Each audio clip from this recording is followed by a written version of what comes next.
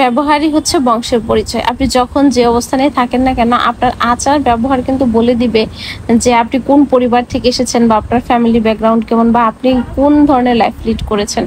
রাতের খাবার শেষ করে বলতে পারেন একটু হাঁটতে বের হয়েছিলাম, সাথে একটু চাও খেয়ে নিলাম বা পান করে নিলাম আরকি। তখন কিছু কুকুর ছিল দোকানের আশেপাশে, তো ওদেরকে ভাবলাম যে বনরুটি খাওয়াই।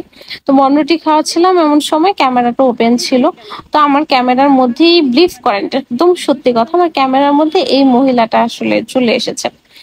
তো আমি হচ্ছে তার জন্য খাবার নিয়ে আসলাম যে তাকে কিছু খাওয়াই। এত রাতে এখানে একজন মহিলা, কিন্তু আশ্চর্যজনক একটা কথা কি জানেন, আমি তার জন্য খাবার নিয়ে এসেছিলাম, তিনি ততক্ষণ পর্যন্ত খাচ্ছিলেন না যতক্ষণ না পর্যন্ত খাবারটা আমি খাচ্ছিলাম। উনি বারবার আমাকে মানে হাত সরিয়ে দিয়ে বলছে, তুমি খাও, তুমি খাও, তুমি খাও, আগে তুমি খাও, তারপরে আমি খাবো। দেখেন, আমি যখন কেকটা খেলাম তারপরে উনি কেক খেলো, আমি কলা খেলাম তারপরে উনি কলা খেলো, এর আগে কিন্তু উনি খায়নি।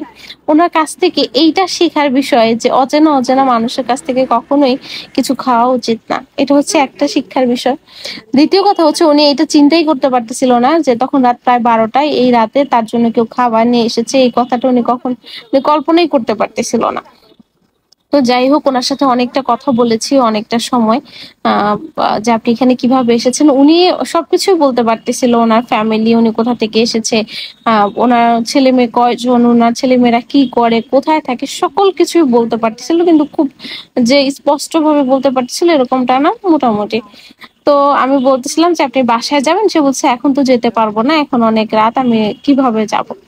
তো বলতেছে আচ্ছা ঠিক আছে, আমি কি কালকে সকালে আপনাকে যাওয়ার ব্যবস্থা করে দিব। তো বলতেছে না, আমি একাই চলে যেতে পারবো। তো কথায় কথায় ওনাকে এটাও জিজ্ঞাসা করেছিলাম যে আপনি যে একাই রাতে এখানে বসে আছেন, আপনাকে কোনো মানুষ কেউ মানে বিরক্ত করে কিনা। তো তখন তিনি বললো, হ্যাঁ একটু আগে একটা লোক এসেছিল, একটা পুরুষ মানুষ এসেছিল, ছেলে এসেছিল, সে আমাকে খারাপ কথা বলেছে।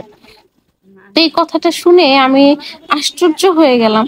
তো বললাম যে কি খারাপ কথা বলেছে, বিলিভ করেন উনি আমাকে বললোই না কি খারাপ কথা বলছে, সেটা বলা যাবে না, সেটা বলা যাবে না, উনি আমাকে খারাপ কথা বলেছে।